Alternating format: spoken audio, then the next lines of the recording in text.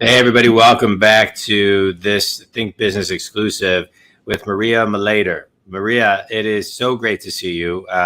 I always love talking to you. I always appreciate your time. You are the global head of innovation at PayPal.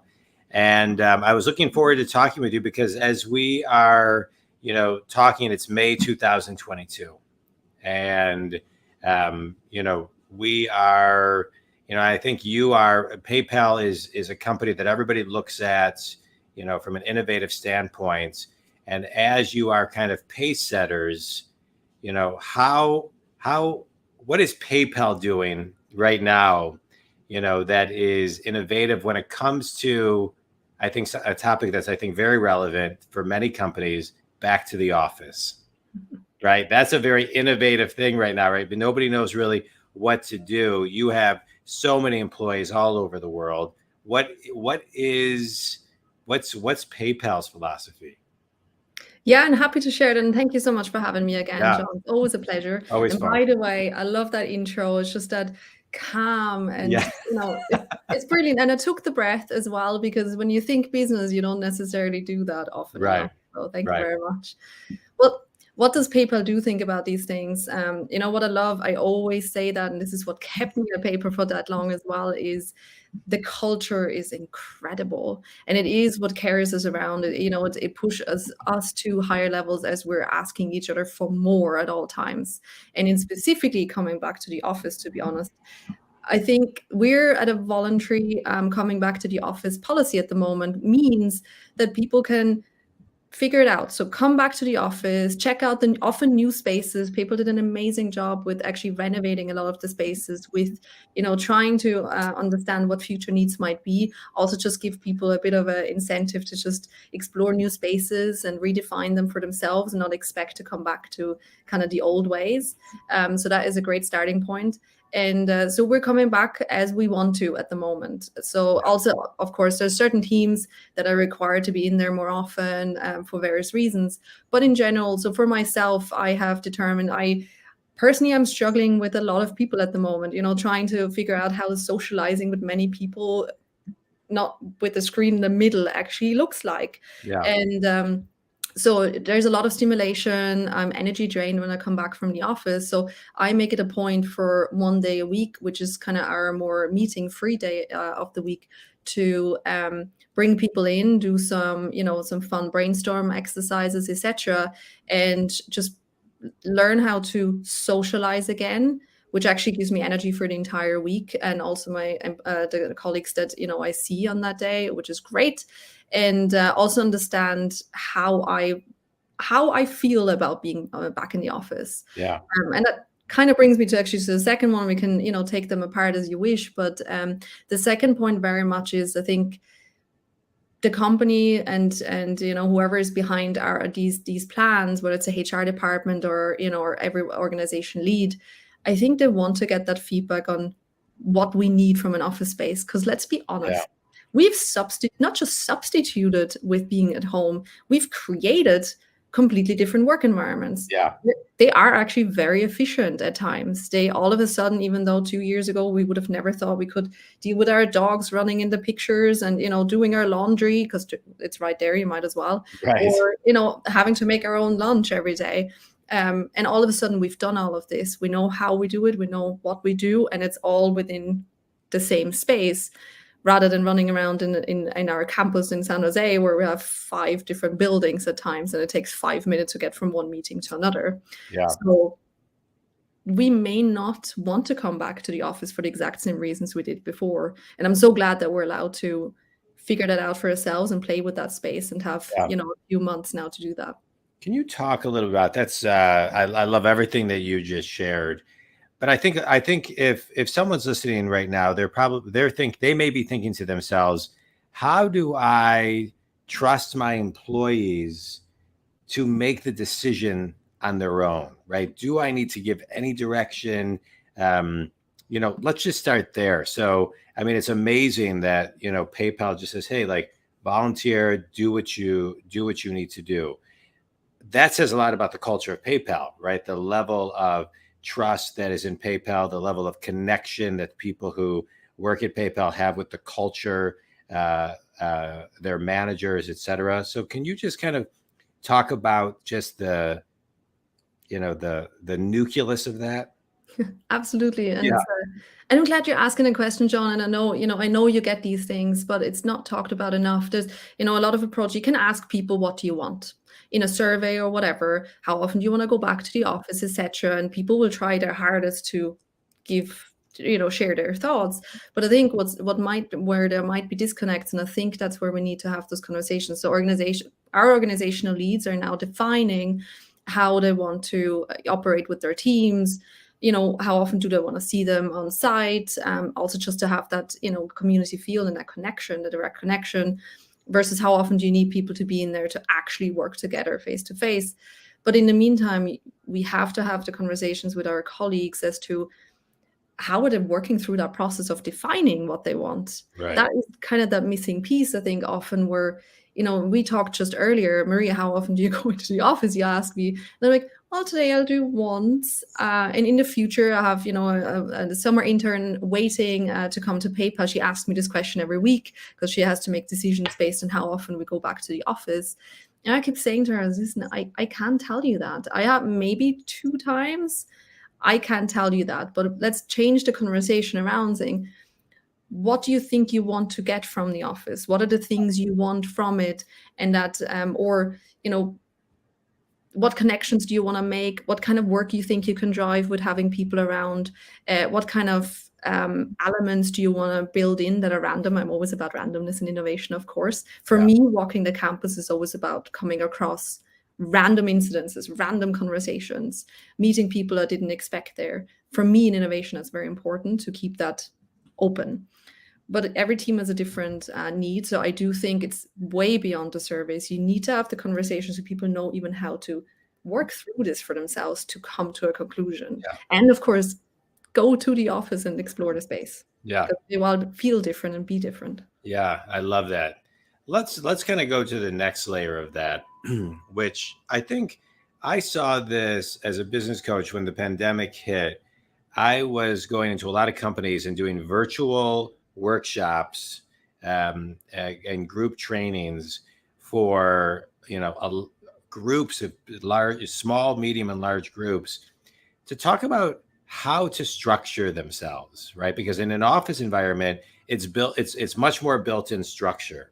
And when you're at home, you really have, when you're working from home, you really have to be more self-accountable to structure yourself. And I think it's something that people have I have found that people have a difficult time with it, and they need that mentorship to just not micromanage them, but just help structure them. So how can you talk a little bit about that? Are you seeing that, or what are you seeing, and how are you guys dealing with that? I feel like I always see this in general. I think the one thing we're not overly great at, there's too much going on. Number one, too many things were being pulled in, whether that is going into the office, that's a whole added, another added layer that we now have to deal with. But I feel even often people are so overwhelmed with choice. It's the usual paradox of choice. Yeah, that's so well put. Yeah. Overwhelming. And again, then you have to tell people certain things that you don't know for certain. Will I be back in the office? What can I deliver on? What's going on? So I always find structure for sure. And it sounds weird because when I work with my volunteering teams, I always encourage them to just do things differently. Even the way our volunteering teams that, work on like prototypes or whatever they cook up. Right. I always tell them you do not have to operate in the exact same way that we would operate in PayPal. It's kind of also a test of how people feel comfortable in a team environment, how they take on different roles. And whenever we don't set at least some kind of structure, we're churning and we cannot figure out how we are getting stuck in the smallest of things. Yeah. When we have a big vision we actually want to deliver on. So structure, oddly, is not the death of innovation. It's not the death of creativity. It actually helps you create some. And most of the time, people don't like being in a structure anyway, or being in a box at all times. They will start, those new ideas will start creeping in, those Yeah. new ways of how they eventually want to work. Because Yeah. I can tell you, if you're told you have to be in the office 4 days a week, people will have an opinion on that. Mm-hmm. Why not? Why yes? So any structure I think helps. So I completely agree, and I'm not surprised that people were asking for that. Although I'm glad they're asking for it. Often we're not even asking for it. Yeah. It's interesting. When the pandemic hit, the idea, the conversation of going back to the office was, everything was fear-based, right? Going back to the office and fear. It seems to me that the majority of that conversation has moved now, as we're talking about, to convenience and to freedom, right? People have gotten a taste of wanting to not have an hour commute and be home with their family at a certain time and have dinner, make dinner.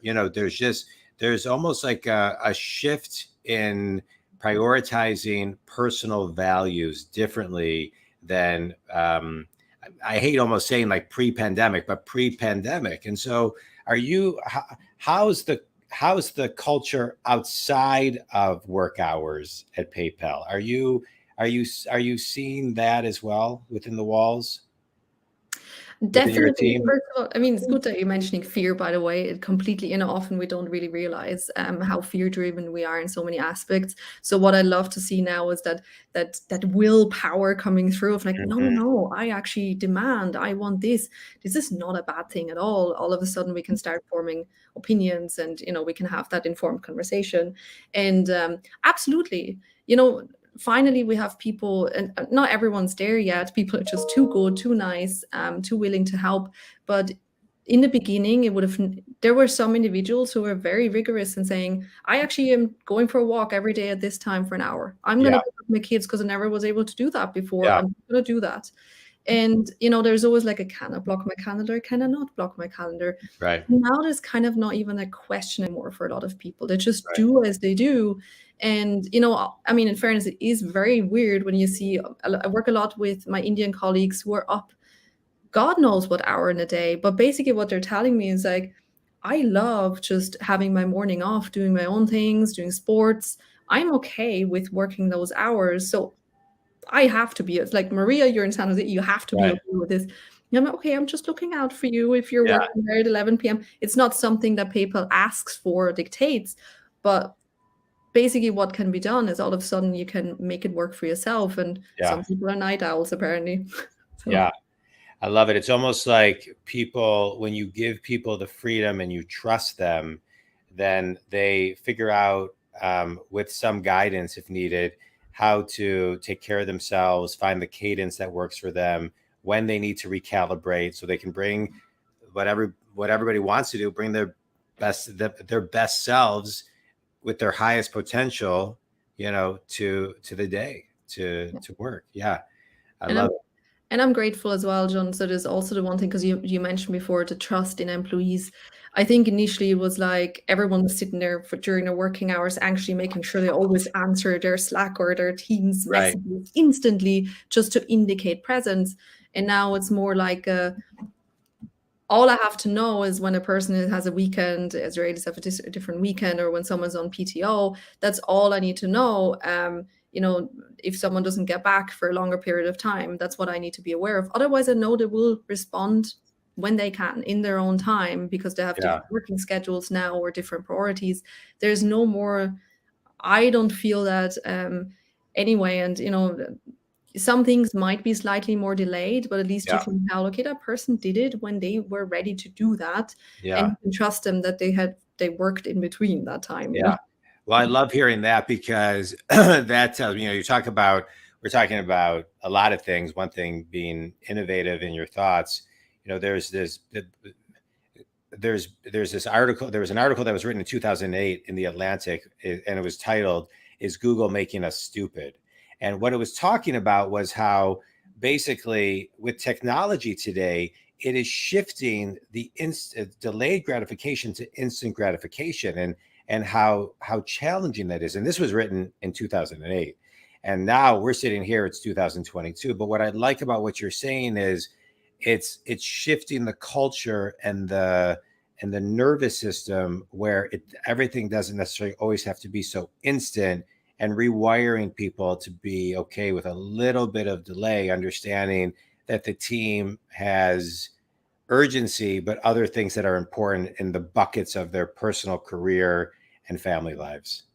I love how you're framing that. I really do. Yeah. And incidentally, actually, we talked a lot. I have to share this because he's such a great guy. So we had Marshall Goldsmith Oh, in I love Marshall. Yeah, I he's so know, in great. our Yeah. office series on Monday. Oh my God, what a larger than life and such a humble and kind person as well. And he introduced us to The Earned Life, which is his most recent book out of the many books he wrote. And the one thing we talked about was that delayed and instant gratification, what that means in the workplace, etc. And I love how you're framing that, and we'll take that away as well on top of the conversation and share that with our community because it's so true. I mean, in some instances, so for technology, it was always about instant gratification. For career goals, it always seems to be delayed. I do Right. this step, and then I do the next step, and then I get greater and better here. There has to be something in between. And you're right, maybe we've started learning that a bit more with prioritizing our personal needs Right. and integrated the work life finally a bit more into our Yeah. actual lives. Yeah. But I think also, I think, through COVID, we saw, I don't think there isn't, I would venture to say that there are not many people that did not know someone, whether it was close to them or, within an arm's reach, that died during COVID, during that time. One of my father's best friends passed away. He was one of the very first people.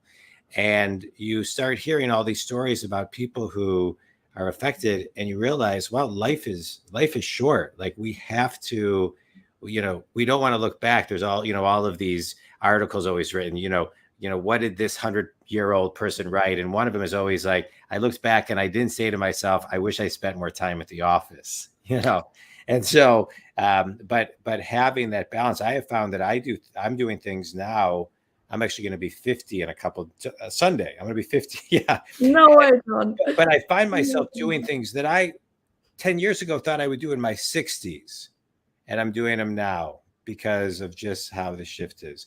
Let's talk. So I love what you had to say too. Let's talk about this for a second. How do you, as a manager, right? Because this is what we're talking about, is really innovative thinking right now. Innovative, trusting on a higher frequency and vibration, being in alignment with your team and respecting their family time, their personal time, and still kind of coming together and meeting deadlines and having urgency, and right. So there's that piece of it. So how do you manage this, right? What is a manager doing at PayPal today differently than they did to make sure that you're hitting your deadlines? Right. I hate to ruin the buzz of what we're talking about, but it is business, and there are deadlines. And so someone could listen to this and say, that's all great, but what about urgency and deadlines? So where do you layer in the consciousness with the capitalism? Yeah. And Yeah. we're, I think, business. I mean, at the end of the Correct. day, you're Right. We absolutely are right. talking about business. What Right. we're Yeah. here for. Yeah. Listen, the one thing I always said, because personally I always feel like if I needed, maybe just needed some others as well. So very early on, many years ago, when I was managing a very small team, and it was so intense. Like it was when I was in my regulatory compliance days, there were asks coming left, right, and center. Always understaffed. Whatever you did, the business just outgrew us exponentially. There was always so much going on. And the one thing that I always said is I want everyone to show up at their best, and there is days when that is not the case, because people are always so worried about the 1 hour they lose in a day, or like a day maybe sometimes that they cannot perform to the utmost, and they're trying to make up for it and maybe actually make it worse, so your productivity actually declines even more, and it might also go throughout the whole week rather than just if you would have just let it go for that half day or whatever. I'm not saying, I gave people time off all the time. That is not the point. But what I said to people, and I don't need to know what people do in their personal lives unless they want to share it. That's totally fine. But if we all have a bad night's sleep here and there, like at a minimum, this just happens, but it actually, you feel horrible the entire day and you just feel like, I need to do X, I need to do Y, Z. People put pressure on you to do stuff. And I always operated based on I want you to do what's good for you. Number one, I need you to do this for me, because Yeah. then I know when you do show up, you can actually afford, so you're actually way more productive to begin with. And then also in cases where, I had someone who couldn't, they really were very sick, or they had a very personal issue, whatever, I was operated like the team, like in basketball. What if you have someone who you only have 5 people on the court, you only have 5 people, one is injured and just, should be on crutches, could actually not run. Right. Everyone else has to make up for that. And this is just at a point in time, the person is going to heal, will be back on the basketball court to do this. That's how we operate it. Obviously, if someone is always underperforming and taking advantage of that, whole different conversation. That's a different, yeah. And it works because we're all coming into it. Also, what's beautiful about it is you're not just so narrowed down on your own tasks. You actually always can. It's like a mini rotation at times, Right. where you just fill in. And in COVID times, I emphasized that even more. And miraculously, you might say, we actually made all our timelines. Or sometimes actually a decision was made very consciously to show that people couldn't do it, Yeah. that we were delaying it, but for the right reasons. And it wasn't like an excuse. It was just like, I know that we might delay this for a week, but we're better off in the long run because people can come back and can be productive. And Yeah. but mind you, also work a lot with volunteers anyway. That is another added layer where, there's so much going on. Can they even volunteer? Yeah. It's just giving people, that is the flexibility people do need. It's also something you have to hammer into their heads, because it's not how we usually operate. Right. Like, you sign up to something, you have to show up for it. But I don't mind if someone signs up for it and said, today I cannot show up 100%. How can we navigate that? Who can help out? And it builds team dynamics. It's a lot more fun. It feels like you're one for all and all for one kind of thing. And yeah. I love what you're talking about, because what you're talking about is the evolved definition of support and collaboration, and really lifting people up. I mean, this is based on the assumption, like you said, you have all the right people who aren't taking advantage, right? Because that's a different discussion. But if you have the right people and you're supportive and you collaborate and you can adapt quickly, then everybody wins in the long run. Because I love your example of everybody has a bad night's sleep every once in a while. The old saying, man plans, God laughs, right? Like, things just happen, or life gets in the way. I mean, it's, you never know. I remember, as you're talking about this, I was waiting on an editor of mine to edit a couple of things, and I'm pretty ahead of schedule, so I wasn't, she said to me, I'll get back to you. I can get this all to you. I think it was like in 2 weeks. So 2 weeks went by, 3 weeks went by, and usually it was, out of character. So I reached out and I said, hey, where, I emailed, where, what, can you give me like just an updated ETA? And she said, oh my God, I totally forgot about it. And this and the other, she called me, I'm so sorry. And this and the other, I said, don't worry about it. It's not a big deal. Like, tell me. She's like, I need like a week I was like, take a week, take 2 weeks. What I need you, if you're editing for me, I need you in a great space to do it. So don't stress, just get it to me in a week or two, whatever works for you. And I ended up getting it later that night. And I think it was because, and I'm not patting myself on the back, I didn't infuse any more stress or pressure to them. So they could, and I think that's a big piece of an equation that I'm just piggybacking off of what you're saying. When you stress people out, they can't come to be they can't be their best selves. Yeah, it's actually you're deteriorating the situation more than anything Correct. else. Actually, what you alluded to, and it's a wonderful example, you're completely right. I would see it exactly the same way, that a person felt all of a sudden like pressure levels down, John's okay with me, and actually now I'll get into it. And, I know we talk about this so much, and it's, like beating a dead horse kind of thing, but I believe that allowing this is where the safe space conversation can start. Correct. Only then can you actually start having that conversation, because I can tell people a million times a day, tell me when tell me how you are, tell me when you're not doing well. Right. I think when you have, first of all, have it on the radar, you call on people saying, what's going on? Are you okay? Like, what's on your plate, etc. And then people feeling a bit more empowered, and step by step they have the trust to actually feel safe in sharing things, and in also, so you don't have to check in anymore Yeah. also. And you can rely on them, and we will slice and dice as needed. I think you can't create that without building the trust. You can't create that without extending, Yeah. give people the olive branch that they deserve. Yeah. I love it. And everything we're talking about is so simple, it's complicated. I mean, it requires people to respond, not react, study the craft of human, just interaction, effective communication. I think all of us, I find myself always studying how to communicate more effectively, and just paying attention to what's working for other people, whether it's mentors, my own coaches, books, etc., listening to things as you're speaking and saying, oh yeah, that's a great thing to kind of put into my world. So it takes a lot of work, from to reinvent yourself, right? To innovate yourself. A huge amount of work. And I know we all say we don't have time for this, but we all have little chats with ourselves, whether it's building ourselves up and also putting ourselves down a lot more, unfortunately. But for example, Marshall said this on Monday, and it's funny because it was actually very time sensitive for me as well. There were a lot of things that are going on, as in any company. We're ending kind of H1, so we're getting very excited about that. Loads of stuff happening. It's always kind of, it's very cyclical. It's always the same in a way.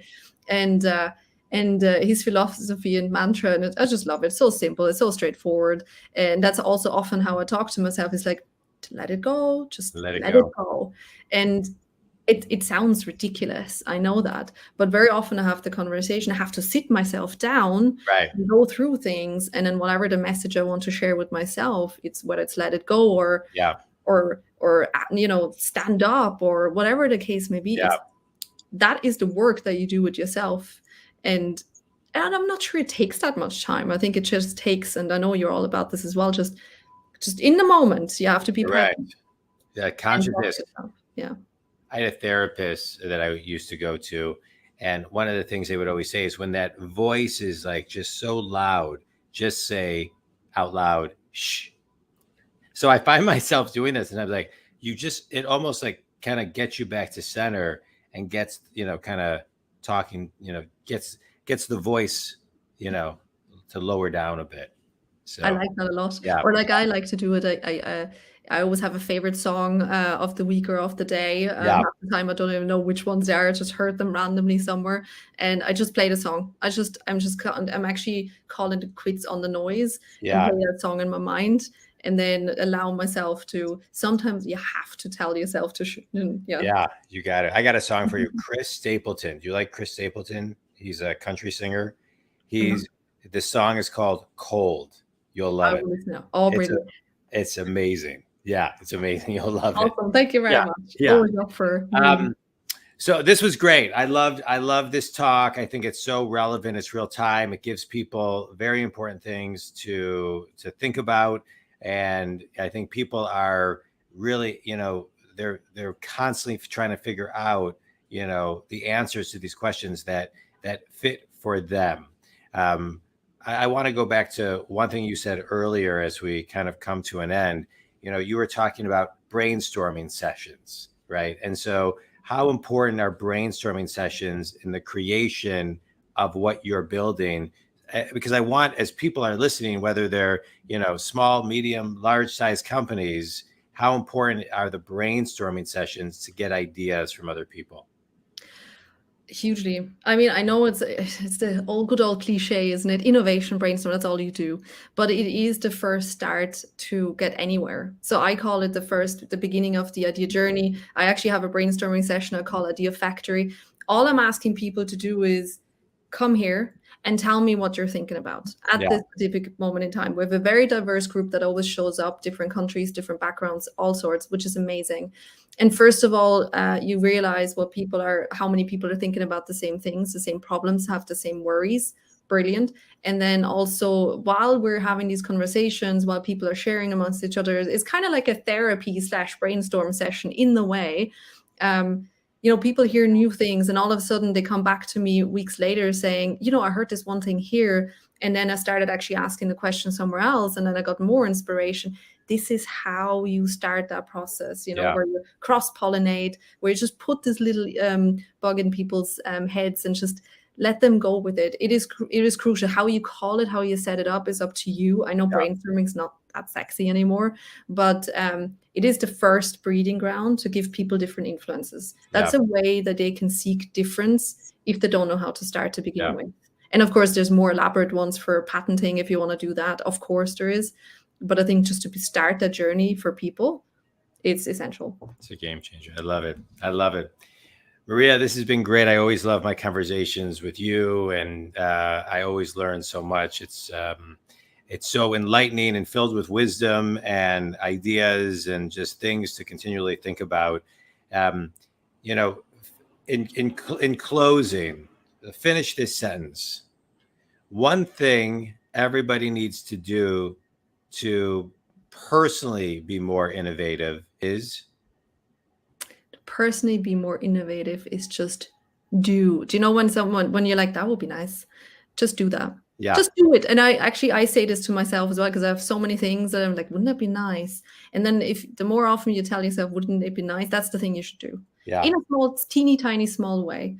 Because if you don't do, you will just never come around to it. I love it. I love it. You are always full of knowledge. I appreciate all your time. I know you've been on the show a lot, and I always love talking with you. And thank you so much. Think Community, PayPal is an incredibly innovative company. What I love about everybody that I've met at PayPal is everyone is so approachable. Everybody has such humility. And so it's no surprise to me that it is growing and has grown to the extent that it has, because there is a through line of kindness of everybody in your organization that I've been in contact with. And not to mention, there isn't anything I do that isn't 99% PayPal and or Amazon.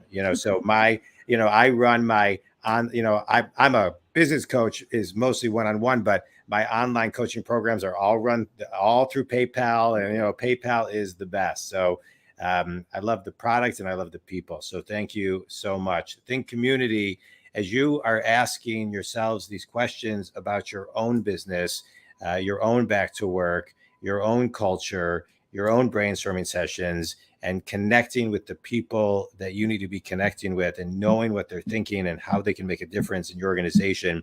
Don't forget about your people, and make sure you're listening, because they will tell you everything you want to know, and all you got to do is ask. Maria, thank you a ton. Think Community. Thanks, everybody. Have a great day. Maria, anything in closing? No, just go out and do, and like you said, do and listen. Good balance, and tell yourself just to. I love it. All right. Thanks, everybody.